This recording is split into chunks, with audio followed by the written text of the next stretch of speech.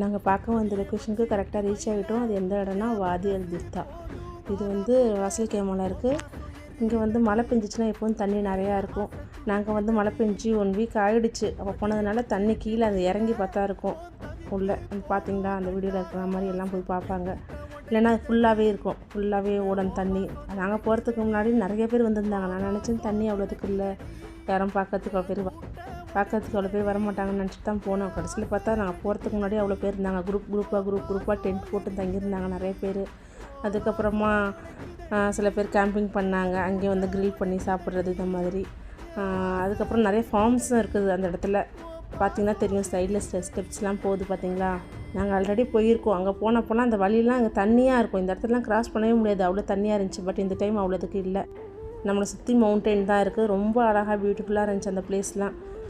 So இந்த video பிடிச்சிருந்தால் like பண்ணி, ஷேர் பண்ணி, சப்ஸ்கிரைப் பண்ணுங்கள்.